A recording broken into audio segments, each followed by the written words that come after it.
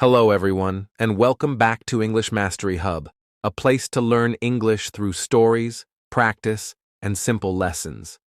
Here, English becomes easy. No pressure, no long rules, just real stories, useful words, and speaking tips that help you grow step by step. This channel is for beginners, learners, and anyone who wants to speak English with confidence. You will hear clear English, repeat useful phrases, and enjoy the journey. New videos come every week, including short stories, daily conversation practice, vocabulary tips, and speaking lessons. So, if you want to understand more, speak better, and enjoy learning, this is your home. Subscribe now and begin your English journey with us. Let's learn together. One word, one story, one step at a time. Hi, my name is Connor. I'm 22 years old, and I live in Austin, Texas. I'm a university student studying business administration, but there's something about me that might surprise you. I've struggled with English, even though I've been learning it for years. And not just speaking English, but thinking in English. You might wonder, Emma, aren't you in the US? Don't you speak English every day? Yes, I do. But speaking English and thinking in English are two very different things. Let me tell you my story. I grew up in a bilingual household. My parents are originally from Mexico, so Spanish was the first language I learned. At home, we spoke mostly Spanish, and even though I learned English in school, I always translated everything in my head before I spoke. If someone asked me, "How was your weekend?" my brain would first think in Spanish. Then I would translate it into English and say, "My weekend was good." It might seem like a small thing, but this habit made my English slow. Conversations felt exhausting. I always needed a few extra seconds to respond, and sometimes, by the time I was ready to say something, the topic had already changed. I realized that this habit was holding me back. If I wanted to speak fluently, I had to stop thinking in Spanish. I had to start thinking in English. But the first realization. The first time I noticed this problem was in my college classes. My professor would ask a question, and my classmates would answer quickly. I, on the other hand, would sit there translating in my head. I understood the question, but by the time I was ready to answer, someone else had already spoken. One day, my professor asked me a direct question in class. I panicked. I knew the answer, but my brain was busy translating. I could feel the eyes of my classmates on me. After a long pause, I finally answered. It wasn't terrible, but it wasn't natural either. After class, my friend Mia noticed my frustration. "Emma, you know English. What's stopping you?" she asked. "I always think in Spanish first," I admitted. She laughed. "That's your problem. You need to stop translating and start thinking in English." She was right. But how? Step 1. Surrounding myself with English. The first thing I did was change my environment. Even though I lived in the US, I realized I was still living in Spanish. My phone was in Spanish, my Netflix shows were mostly in Spanish, and even my grocery lists were in Spanish. So, I made a decision. I would switch everything to English. I changed my phone settings. I started watching shows in English without subtitles. I listened to English podcasts. I even set reminders in English on my phone. It felt strange at first. but my brain slowly started adjusting. Step 2. Speaking to myself in English. One day, I was walking home from class and I decided to talk to myself in English, not out loud. I didn't want people to think I was crazy, but in my head. I started narrating my day. Instead of thinking, voy a hacer mi tarea cuando llegue a casa, I forced myself to think, I'm going to do my homework when I get home. At first, I had to concentrate, but after a few days, it became easier. My brain started processing things in English naturally. Step 3. Thinking in simple sentences. Another problem I faced was that my Spanish thoughts were too complicated. I would try to translate them word for word, and it didn't always make sense in English. So, I started using simple English in my thoughts. For example, instead of thinking, espero que no llueva porque necesito ir a la tienda, I would think, I hope it doesn't rain later because I need to go to the store. Short, simple, director. Step 4. Describing what I see. One of the best exercises I did was describing things around me in English. When I was at a coffee shop, I would look around and think, the barista is making coffee. That man is reading a book. This coffee smells good. At first, it was slow, but over time, my brain started doing it automatically. Step 5. Talking without worrying about mistakes. One of the biggest things that slowed me down was my fear of making mistakes. Every time I spoke, I worried about my grammar. But then I remembered something my English professor told me. Native speakers make mistakes too. She was right. I had heard my American friends say things like, me and my friend went to the store, which isn't grammatically correct, but people still say it. I realized that fluency is more important than perfection. So, I started speaking without overthinking. If I made a mistake, I kept going. And something amazing happened. I became more confident. The turning point. A few months later, I had a big moment. I was in a group discussion in one of my classes. The professor asked a question, and before I even realized it, I answered without translating in my head. It was natural. It was automatic. The journey never stops. After that moment in class, I felt a new level of confidence. But the journey to thinking in English didn't stop there. I had to keep practicing, keep pushing myself, and keep challenging my mind. One of the biggest tests came when I had to give a presentation in front of my entire class. Public speaking is scary for most people, but for me, it was even harder. My brain was still adjusting, and I was afraid that, under pressure, I might go back to translating in my head. So, I prepared differently this time. Instead of writing my speech in Spanish and then translating it, I forced myself to write everything directly in English. I practiced out loud, recorded myself speaking, and listened back. On the day of the presentation, I was nervous, but something incredible happened.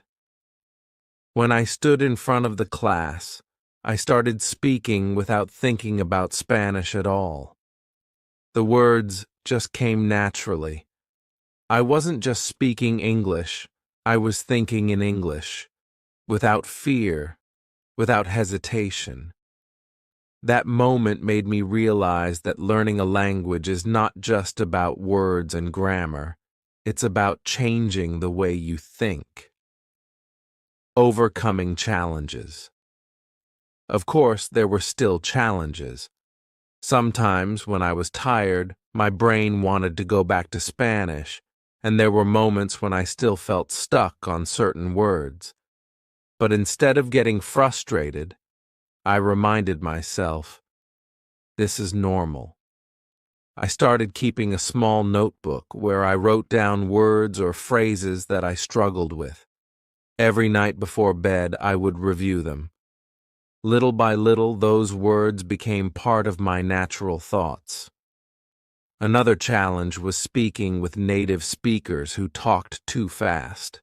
At first, I felt overwhelmed, but I developed a strategy. Instead of trying to understand every single word, I focused on the context. For example, if someone said, "Hey, want to grab a bite?" I didn't stop to think, what does grab a bite mean exactly? Instead, I understood from the situation that they were inviting me to eat. This mindset helped me stop overanalyzing and just go with the flow. The moment I knew I had changed. A few months after my journey started, something funny happened. I was walking through campus, texting my friend, when I suddenly realized I had written the whole message in English without even thinking about Spanish. I stopped for a second. I wasn't translating. I wasn't hesitating. My brain had fully switched to English. That was the moment I knew I had finally trained my mind to think in English. Thinking in English isn't about being perfect. It's about making English a natural part of your life. If you're struggling right now, don't worry. It takes time, but it's possible. Just remember, stop translating in your head. Surround yourself with English every day. Talk to yourself in English. Use simple sentences and grow from there. Accept that mistakes are part of learning. If you keep practicing, one day you'll realize that your brain has made the switch, just like mine did. The power of patience and persistence. After I realized my brain had started thinking in English, I felt proud. But I also knew that this was just the beginning. Learning a language is not something you do once and then stop. It's a continuous journey. Even after making so much progress, I still had moments when my mind would switch back to Spanish, especially when I was tired or stressed. At first, I was frustrated. Why am I still thinking in Spanish sometimes? But then I reminded myself, this is normal. Our brains are naturally wired to go back to the language we are most comfortable with. That's why I had to be consistent. So, I created a daily routine to make sure I didn't lose my progress. My daily routine to keep thinking in English. Every day, I made sure to practice in small but effective ways. Morning routine in English. As soon as I woke up, I narrated my morning in English. I need to brush my teeth. I'll make some coffee. I have a class at 10 a.m. This set my brain in English mode for the day. Writing my thoughts. Before bed, I would write a short journal entry in English about my day. It didn't have to be perfect, but it helped me process my thoughts in English before sleeping. Speaking English, even when alone. Whenever I was alone, I practiced speaking out loud. If I was driving, I would talk about what I saw on the road. If I was cooking, I would say, "Now I'm cutting the onions. This smells amazing." English-only conversations. I told my friends and classmates that I wanted to practice more. So, even when I was with my Spanish-speaking friends, we challenged each other to speak only in English for at least 30 minutes. Using English to solve problems. If I was thinking about something stressful, like an assignment or an important decision, I forced myself to think through the problem in English. It helped me train my brain to handle even complex thoughts in English. These small steps made a huge difference. The first dream in English.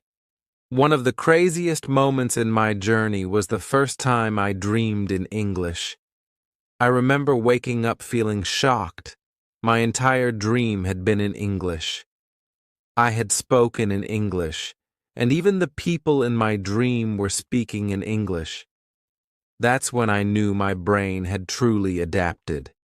It didn't mean that I would never think in Spanish again, but it showed me that my efforts were working. Helping others who struggle with the same problem. After going through this journey, I started noticing that many people around me were struggling with the same thing, especially international students at my university. One day, I met a girl named Sophia, who had recently moved from Colombia. She was fluent in English, but she told me she still thought in Spanish all the time. I smiled and said, "I used to be exactly like you." I shared my story with her, and she was shocked.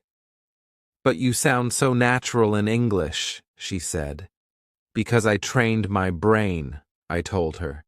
"You can do it too." She started following my daily routine, and after a few months, she told me, "Emma, I just realized I was thinking in English without even trying. That made me so happy because I knew how powerful this skill was." Over time, my daily routine of thinking in English evolved into something more profound, an integral part of who I was becoming. I began to notice that the language wasn't just a tool for conversation. It was reshaping my perspective on life. A new perspective. One brisk autumn morning, I found myself preparing for a group project meeting in one of my business classes. The room buzzed with excitement and ideas, and I felt ready to contribute in a way I hadn't before. During the brainstorming session, when others hesitated or fumbled for words, my thoughts flowed naturally in English. I blurted out, "What if we use digital storytelling to connect with our audience on a more personal level?" The suggestion wasn't rehearsed or meticulously translated. It was pure, spontaneous creativity.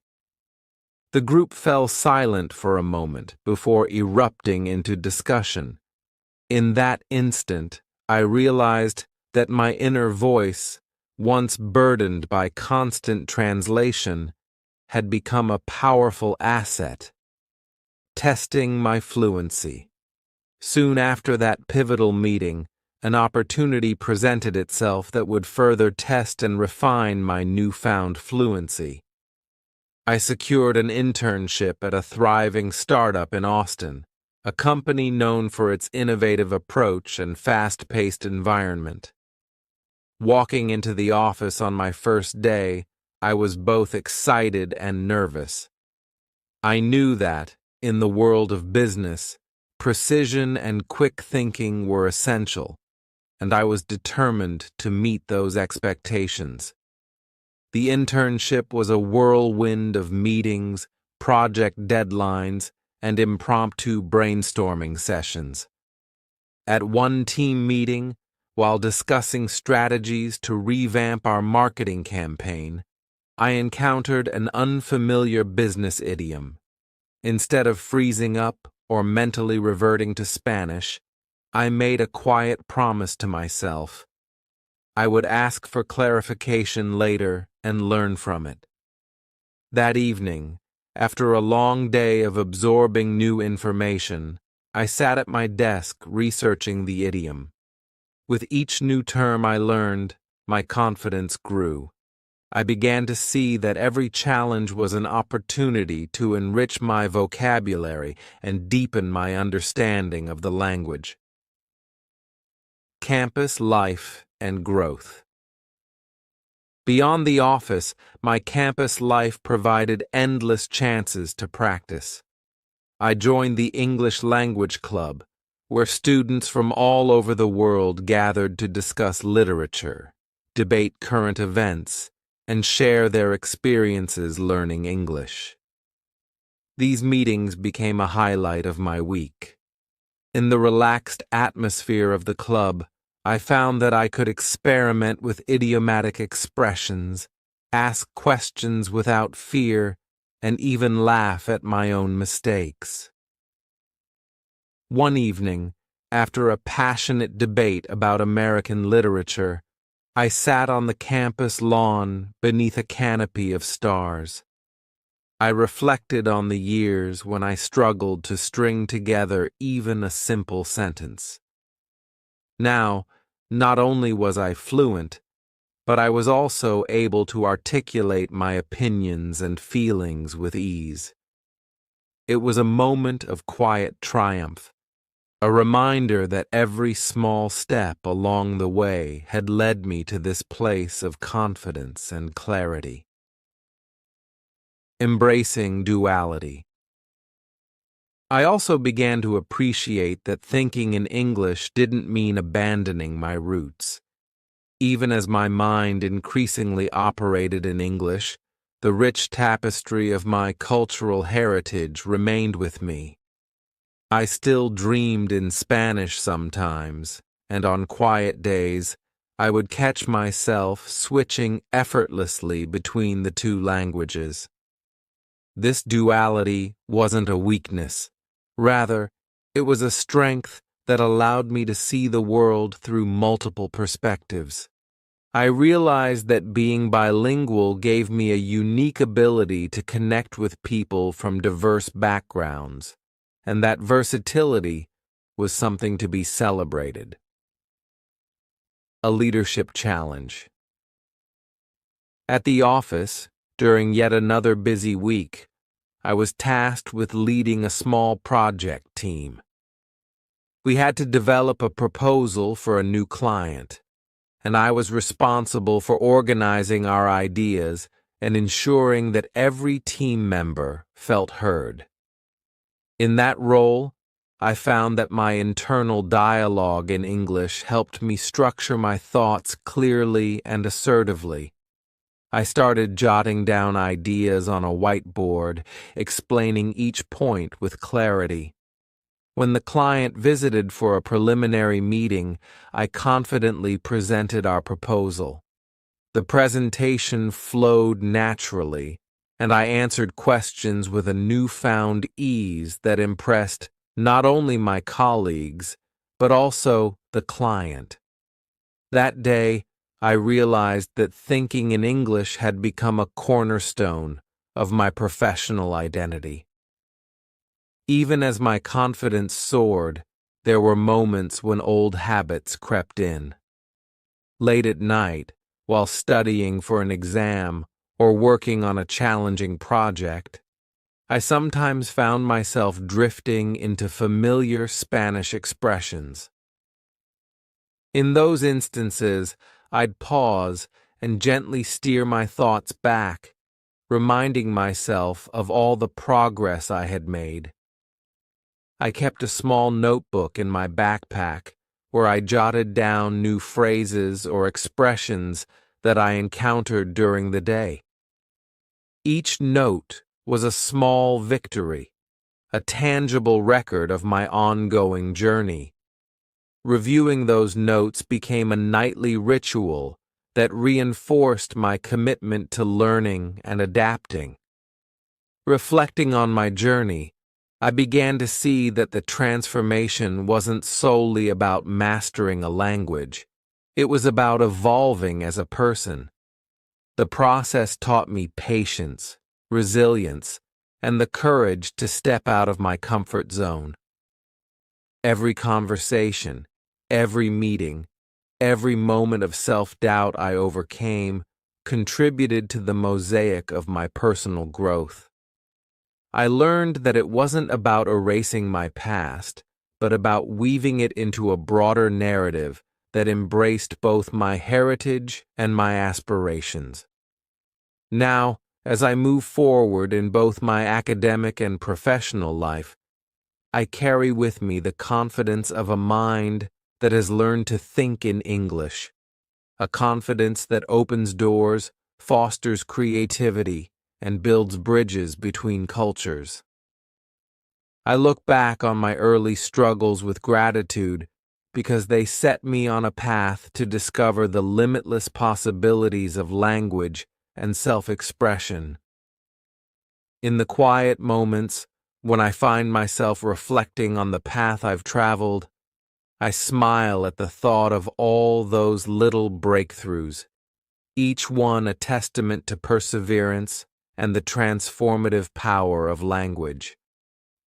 I know that there will always be new challenges ahead, new expressions to master, and new cultural nuances to understand. But now I embrace them with open arms, confident that my inner dialogue will continue to evolve, carrying me toward even greater horizons. My journey of thinking in English is a living story, one that continues with every new experience, every conversation, and every dream. As I forge ahead, I hope that my story inspires others to take that first brave step, to allow their thoughts to break free, and to discover the profound freedom that comes with truly thinking in a new language. One evening, as I walked home from my internship, I thought about how far I had come. The streets of Austin were alive with the hum of conversations, the scent of food trucks filling the air, and the distant sound of live music echoing from a nearby bar. It was a perfect representation of my own journey, vibrant, constantly changing, and full of new experiences. I stopped by a small cafe near my apartment to grab a coffee. While waiting in line, I overheard a group of international students struggling to order in English. Their words were hesitant, their accents thick with uncertainty. I saw a younger version of myself in them, nervous, afraid of making mistakes. Without thinking, I stepped forward and smiled at them. "Hey, are you guys new here?" I asked gently.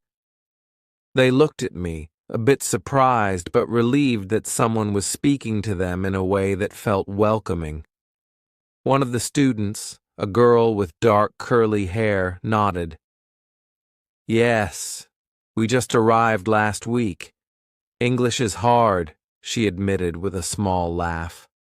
I smiled, understanding her completely. "I know exactly how you feel. I used to be just like you." Their eyes widened.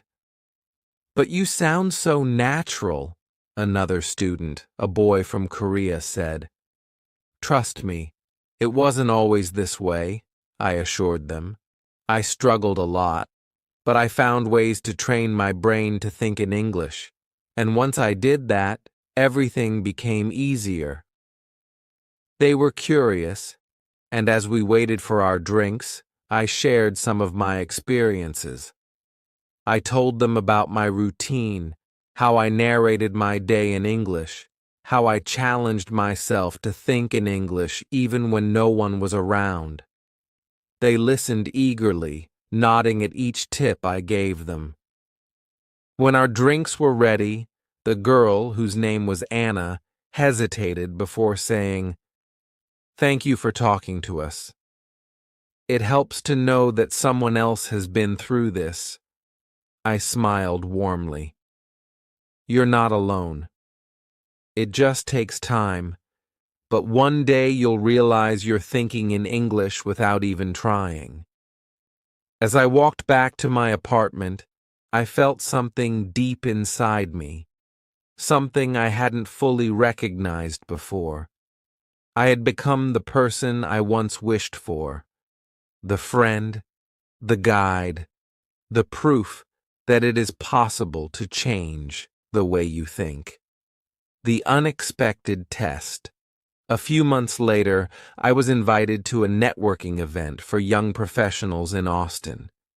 It was an exciting opportunity to meet people in my field, but it was also a test of how far I had come. In the past, events like these would have terrified me. The thought of having to make small talk, introduce myself, and sound confident in English would have made me anxious. But this time, I walked into the event with my head held high. I introduced myself to different people, joined conversations effortlessly, and even cracked a joke or two.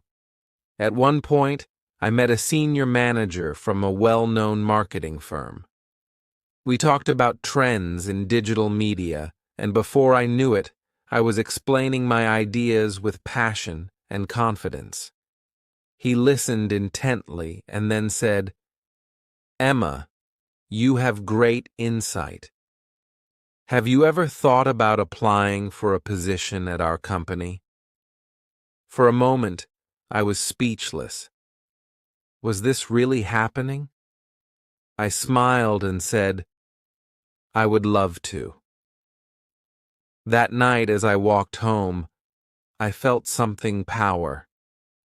Thinking in English wasn't just about language anymore.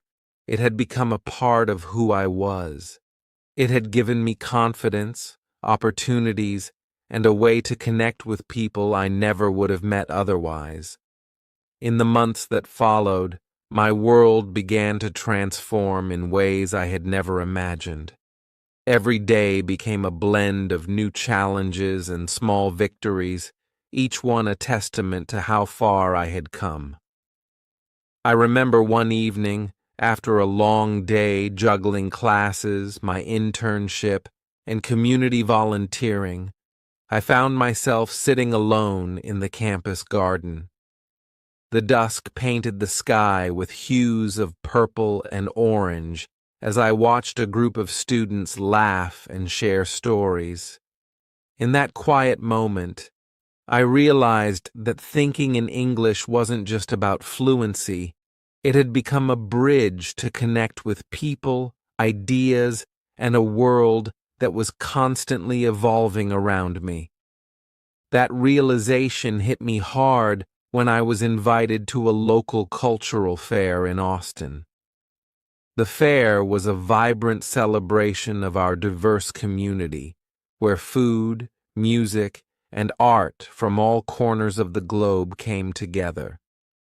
I was tasked with assisting at a booth that promoted bilingual education, a cause close to my heart. There, I worked alongside Carlos, a passionate educator from El Paso, and Jennifer, a dynamic community organizer who had dedicated her life to empowering immigrant families. Together, we engaged visitors in conversation, answered questions, and shared stories about our experiences with language and identity. One conversation in particular stood out. A nervous young man named Daniel, who had recently moved from Honduras, approached our booth. His eyes were filled with a mix of hope and anxiety as he explained in broken English that he wanted to improve his language skills to secure a better job. I recognized that familiar feeling of uncertainty from my own early days. I knelt beside him and said, "Daniel, every new word you learn is a step forward.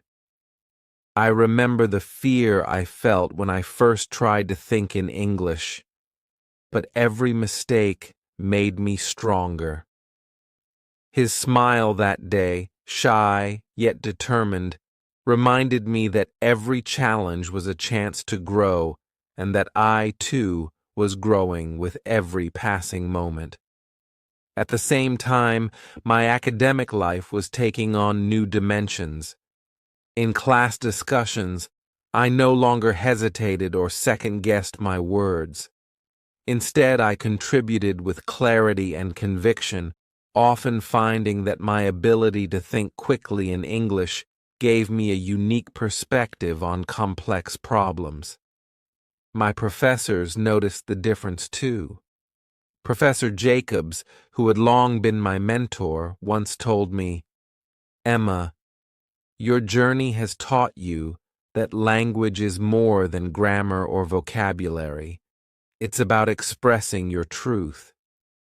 His words resonated deeply with me, reinforcing the idea that my bilingualism was not a hindrance, but a powerful tool that enriched every facet of my life. Balancing these new responsibilities was not always easy.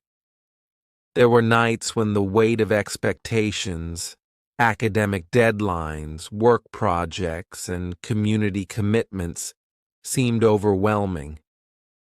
I often found solace in my journal, a quiet sanctuary where I could reflect on both my triumphs and my struggles.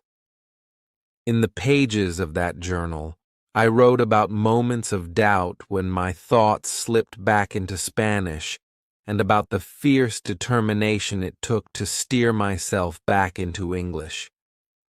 Over time, I began to see these instances not as setbacks, but as natural parts of my learning process. They were reminders that growth often comes with moments of vulnerability. One crisp winter evening, as the campus lay under a blanket of soft snow, I attended a special event at the community center where I volunteered. The event was designed for new immigrants to practice English in a friendly, low-pressure environment. Among the attendees was Lucia, a bright and spirited woman from Peru, who struggled with confidence in her spoken English despite her wealth of ideas. I shared my own story with her, the countless hours of self-talk, the fears of mispronunciation, and the eventual breakthrough that taught me to embrace imperfection. Lucia's eyes lit up with a mix of relief and newfound determination.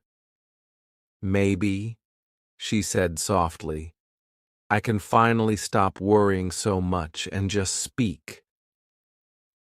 That simple exchange reinforced my belief that the power of language lies not in flawless delivery, but in the courage to express oneself authentically.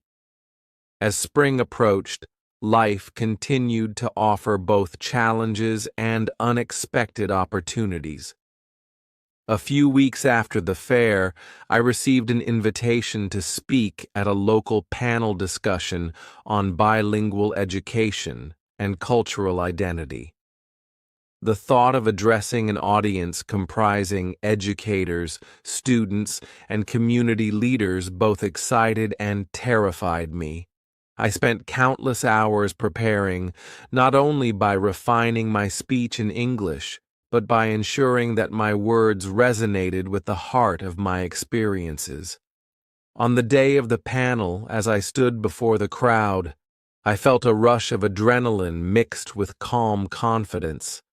I spoke about my journey, from a hesitant translator in my own mind to someone who now lived and breathed English every day.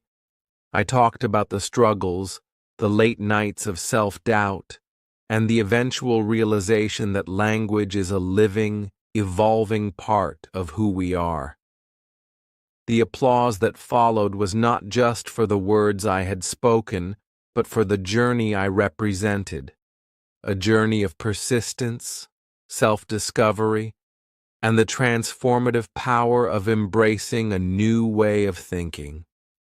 That day, after the event, I took a long walk along the tree-lined streets of my neighborhood. The cool breeze whispered promises of change and growth.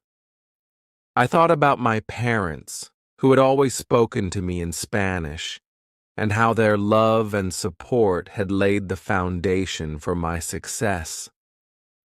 I felt a deep sense of gratitude for both sides of my identity, the comfort of my native language and the bold adventure of thinking in English. In that balance, I had found a strength that allowed me to navigate the complexities of life with greater ease. Every experience, every conversation, and every moment of self-doubt had converged to create a mosaic of resilience and transformation. I knew that there would always be days when my thoughts slipped back into Spanish, days when the familiar rhythm of my native tongue would resurface. But I also understood that each of those moments was an integral part of my journey, a reminder of where I had come from and how far I had traveled. Today, as I continue to walk this path, I embrace every aspect of my bilingual identity. I no longer see thinking in English as a goal to be achieved, but as an ever-evolving process that enriches my perspective and connects me to a world of infinite possibilities. With every conversation, every new word learned, and every moment of shared understanding, I celebrate the unique blend of languages that shapes who I am. And so my story goes on, a journey of learning, of growing, and of daring to express the deepest parts of my soul in a language that once seemed so distant. It is a story that reminds me, and perhaps others, that true progress is not measured by the absence of mistakes, but by the willingness to keep moving forward, to keep embracing the beauty of expression, and to keep believing in the transformative power of language. In the following months, life unfolded in unexpected ways that deepened my connection with English and, more importantly, with myself. Every morning, as I sipped my coffee on the small balcony of my apartment in Austin, I would reflect on the new challenges the day might bring. I was no longer just a student navigating college classes or juggling an internship. My world had expanded to include mentoring, public speaking, and even creative projects that merged my personal experiences with my passion for language. One crisp April morning, I received an invitation to attend a regional conference on bilingual education and cultural identity in New York City. The invitation came from Karen Smith, a respected professor of linguistics, whom I had met during one of my university workshops. Karen had told me that she was compiling stories about language learning for an upcoming publication, and that my journey was one of the most inspiring examples she had encountered. The thought of sharing my story with a larger audience filled me with both excitement and nervous anticipation. When the day of the conference arrived, I found myself stepping into a grand auditorium, buzzing with the energy of educators, students, and professionals from across the country. The diversity in the room was palpable. People from every corner of the United States, all united by their passion for languages and cultural exchange. As I took my seat, I couldn't help but notice a mix of familiar and new faces. There was Mia, an old friend from college who had also embraced her bilingual roots, and several others whose eyes sparkled with the same determination that had once defined my own struggle. During one panel session, I was invited to speak about my experience of transitioning from a mind that constantly translated to one that thought directly in English. I took a deep breath and stepped up to the microphone, In that moment, I realized that all the late-night journal entries, the countless hours of self-talk in English, and the moments of doubt had led me to this very stage. I recounted how I had once hesitated in class, worried that every word had to be perfect, and how, over time, I learned to let go of the fear of mistakes. I shared practical tips, like narrating my day in English and jotting down challenging phrases that had helped me along the way. The response was overwhelming. After my talk, a young woman named Elena approached me, her eyes filled with gratitude as she whispered, "Hearing your story has given me hope. I've always felt trapped in my translations, but now I see that I can break free too." That conversation marked a turning point for me. It was a reminder that my journey wasn't just about language. It was about empowerment and connection. Over the next few weeks in New York, I met with educators, fellow students, and even professionals who were eager to learn how they could apply similar strategies in their own lives. I spent long afternoons in quiet coffee shops discussing innovative language programs and the power of immersive environments with people like Daniel, a tech entrepreneur who had struggled with language barriers in his own career, and Sophia, a community organizer from Boston with a passion for cultural inclusion. Back in Austin, the lessons I learned in New York began to ripple through every aspect of my life. I launched a small workshop series on thinking in English at my university. The sessions were intimate, held in a bright classroom lined with inspirational posters and a whiteboard filled with notes in neat handwriting. I invited students from various backgrounds: Anna, who had always hesitated to speak up in class; Ahmed, whose quiet brilliance shone through his written essays; and even Lucia, who had once doubted her ability to express herself in English. Together, we practiced speaking without fear, shared our personal challenges, and celebrated every small victory. One particularly memorable afternoon during one of our workshops, I introduced a simple exercise. I asked everyone to describe an object in the room, be it the old wooden desk or the potted plant in the corner, in as much detail as possible, solely in English. As each person took their turn, I watched how their confidence blossomed. The exercise wasn't just about vocabulary or grammar, it was about trusting their inner voice. When Anna described the desk with a mix of humor and poetic insight, the room burst into applause. That moment, like so many others, reminded me of the transformative power of thinking directly in a new language. Amid these professional and community endeavors, life continued to weave in moments of personal growth. I still found time to nurture my creative side, picking up a pen in the quiet hours of the night to write short stories and reflections.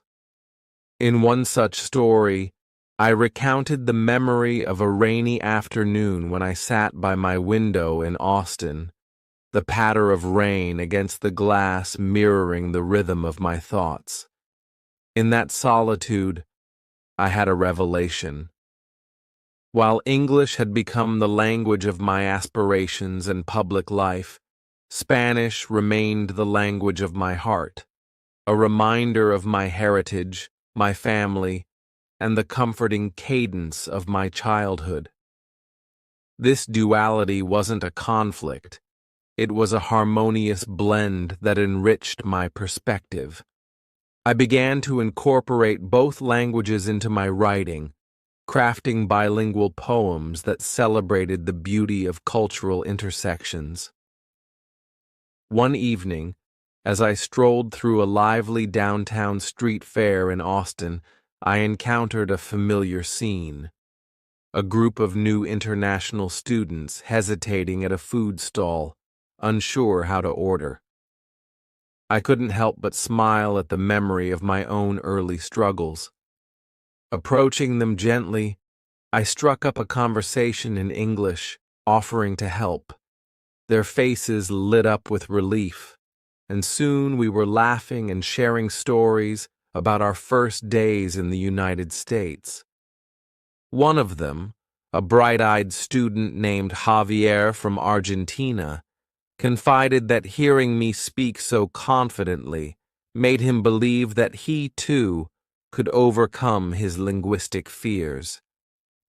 It was in these moments that I truly understood. My journey was not just about me. It was a shared experience, a ripple effect that could inspire countless others. As summer approached, I found myself reflecting on the winding road that had brought me to this point. Every challenge, every stumble, every breakthrough had taught me something invaluable.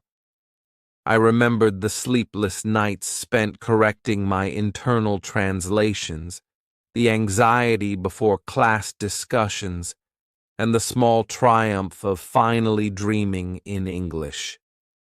More than just acquiring a new language, I had discovered a way to express my authentic self, unburdened by the constant need to convert my thoughts. I started envisioning a future where my bilingual abilities could pave the way for broader social impact. I began researching programs that supported immigrant youth in integrating into American society through language and storytelling. I dreamed of establishing a community center where students could come together to share their narratives, learn from each other, and celebrate the diverse threads that wove the fabric of our nation. In many ways, my journey of thinking in English was evolving into a mission, a commitment to empower others to find their voices, no matter the language they spoke. One crisp fall evening, as I walked along the tree-lined streets of Austin, the gentle rustle of leaves underfoot reminded me of the ever-changing seasons of life. I paused at a small park bench and took out my journal. With careful, deliberate strokes, I wrote down my thoughts, not just as a record of my progress, but as a beacon for those who might one day walk a similar path. I wrote about the importance of perseverance, the beauty of cultural duality, and the boundless potential that comes with embracing a new way of thinking. In that quiet moment, I felt a profound connection to everyone who had ever struggled to express themselves, regardless of the language. Today, my journey continues. With every new day, every conversation, and every story shared, I still face moments of self-doubt, when the old habits of translating silently creep in during times of stress. But now I see those moments for what they truly are. Reminders of a past that made me who I am, and stepping stones toward a future filled with endless possibilities. Looking back, I realized that learning to think in English was not merely a linguistic achievement. It was a journey of self-discovery, resilience, and connection. It taught me that language is more than a set of words. It is a living, breathing expression of our identities. As I continue to navigate the complexities of life as a bilingual woman in the United States, I carry with me the certainty that every challenge is an opportunity, every conversation a bridge, and every word a step toward a brighter, more inclusive future. Below is a comprehensive list of tips and tricks to help you start thinking in English. Each strategy is explained in detail to help you incorporate them into your daily life. 1. Immerse yourself in an English environment or what it means. Surround yourself with English in every part of your day. This doesn't just mean listening to music or watching movies. It's about making English the primary language you interact with. Oh, how to do it. Change your device settings. Set your phone, computer, and apps to English. Consume English media. Watch TV shows, movies, or YouTube channels in English. Listen to English podcasts and radio stations. Follow social media in English. Subscribe to English-speaking influencers, news outlets, or hobby groups. Oh, why it works. Constant exposure trains your brain to process information in English, gradually reducing the habit of translating from your native language. 2. Practice self-talk and internal narration of what it means. Instead of translating your thoughts from your native language, start narrating your day-to-day activities in English. Oh, how to do it. Daily narration. As you perform routine tasks like making breakfast or commuting, describe what you're doing in English in your head. For example, I'm boiling water for coffee, or I need to check my schedule for today. Verbal practice. Occasionally speak out loud to reinforce your thoughts in English. When you're alone, it might feel odd at first, but saying things aloud helps internalize the language. Why it works. Self-talk creates a direct link between your thoughts and English, bypassing the need for translation and making your speech more fluid and spontaneous. 3. Keep an English journal. What it means. Writing down your thoughts in English daily helps reinforce new vocabulary and sentence structures. How to do it. Daily entries. Dedicate a few minutes each day to write about your experiences, thoughts, or even reflections on what you learned. Reflect on progress. Look back at your earlier entries to see how far you've come and note areas for improvement. Why it works. Journaling in English forces you to form sentences directly, boosting your confidence in structuring ideas without the need to translate. 4. Read extensively in English. What it means. Regular reading exposes you to different writing styles, vocabulary, and grammatical structures. How to do it. Choose varied content. Mix up reading fiction, nonfiction, newspapers, blogs, or academic articles. Highlight and note new words. When you come across unfamiliar words, highlight them, look up their meanings, and try to use them in your writing or conversation. Why it works. Reading not only builds your vocabulary, but also helps you see the natural flow of English, which can then influence your own internal monologue. 5. Engage in active listening. What it means. Active listening involves focusing on how native speakers use English in different contexts. How to do it. Watch and listen. Use videos, podcasts, or audiobooks. Try to mimic the intonation, rhythm, and phrasing of the speakers. Shadowing technique. Listen to short segments and then try to repeat them word for word. This exercise helps train your ear and reinforces natural sentence structures. Why it works?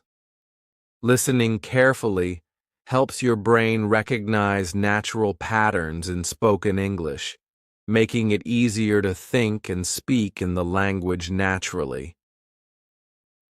6. Avoid over-translating.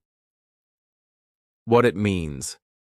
Stop converting every thought from your native language into English.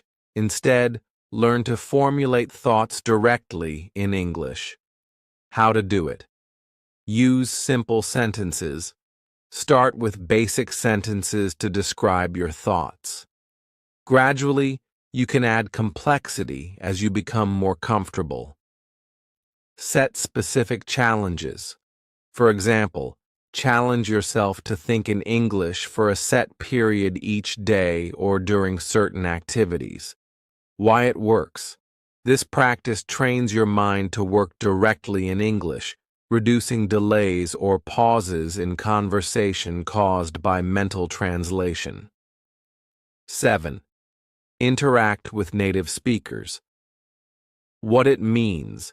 Engaging in real conversations with native speakers accelerates your learning and helps you pick up nuances that textbooks might miss. How to do it. Language exchange programs. Join local meetups or online language exchange communities. Participate in discussions. Whether in a classroom, community workshop, or online forum, engaging in English conversations will push you to think on your feet. Why it works. Real interactions force you to respond naturally in English, reinforcing your internal dialogue and boosting your confidence in using the language. 8. Utilize technology and language apps. What it means. Modern apps and online platforms can provide structured practice and interactive ways to engage with English. How to do it. Apps. Use language learning apps that focus on conversation and vocabulary building, such as Duolingo, Memrise, or Babbel. Voice recordings. Record yourself speaking and listen back to identify areas for improvement. Many apps also offer pronunciation practice with instant feedback. Why it works. Technology offers immediate practice and feedback, which helps you refine your thinking and speaking processes in English. 9. Create visual reminders. What it means. Visual cues can help reinforce your language learning journey by constantly exposing you to English. How to do it. Sticky notes. Place notes on everyday items, e.g., door, fridge, with their English names. Visual storyboards. Create a visual diary or mind map of your day-to-day activities in English. Why it works. Visual aids help cement the connection between objects and their English names, which over time leads to quicker recall without translating. 10.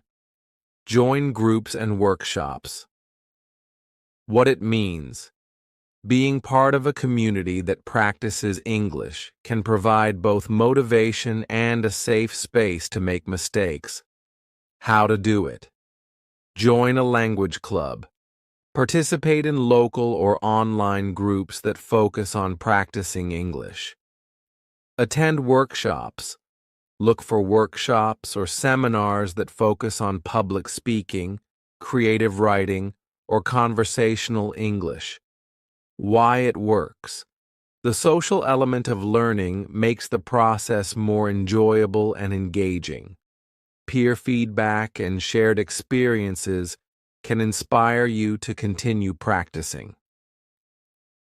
And time blocks. What it means. Establish specific times or areas where you commit solely to using English. This method creates a mental boundary that encourages your brain to operate in English without interference from your native language. How to do it. Time blocks. Decide on a daily period, like 30 minutes or an hour, during which you only think, speak, or write in English. Use this time to tackle routine tasks, self-talk, or even challenge yourself with creative writing. Physical zones. Set up a particular spot in your home, such as a desk or a reading nook, as your English zone. Place English books, magazines, and even sticky notes with English labels in that area. Digital immersion. Disable language options on your devices during these periods, forcing yourself to use English for online browsing, emails, or apps. Why it works. Creating clear boundaries helps your brain switch gears. Over time, these periods of immersion strengthen your ability to think in English naturally, even outside the designated zones. 5. Interactive technology and gamification. What it means. Leverage modern technology to add an interactive and fun element to your language learning. Gamified tools provide instant feedback and reward progress, keeping you motivated. How to do it. Language apps. Beyond basic vocabulary drills, apps like Anki for flashcards, Tandem, or HelloTalk for conversational practice can simulate real-life interactions and scenarios. Online games. Engage in English-based games, be it word puzzles, trivia, or interactive story apps that challenge you to think and respond quickly in English. Voice-activated assistants. Use Siri, Alexa, or Google Assistant to practice your English. Ask them questions, have short conversations, or even set daily challenges where you interact only in English. Why it works. Interactive platforms transform language practice into an engaging activity. They also help you overcome the fear of failure by creating a playful, low-pressure environment to experiment with new vocabulary and sentence structures. 6. Deliberate practice through creative writing. What it means. Writing creatively in English pushes your brain to form new connections and express ideas without the fallback of your native language. How to do it. Short stories and poems. Set a goal to write a short story or poem each week in English. Let your imagination run wild without worrying too much about perfect grammar initially. Focus on expression. Writing prompts. Use online writing prompts or language learning forums that provide daily or weekly challenges. Peer feedback. Share your work with peers or join online writing communities to receive constructive feedback. Revising your work in English helps refine your internal thought process. Why it works. Creative writing forces you to think in abstract terms and experiment with language, fostering a deeper and more flexible command of English that goes beyond everyday conversation. 7. Mindfulness and reflection in English. What it means. Combine mindfulness techniques with your language practice to create a reflective space where you're fully present and using English to process your thoughts and emotions. How to do it. Meditative journaling. Instead of merely recounting your day, reflect on your emotions, challenges, and triumphs, all in English. This can include guided meditations where you verbalize your inner state. Affirmations. Create a list of positive affirmations in English, e.g., I am confident in my ability to communicate in English.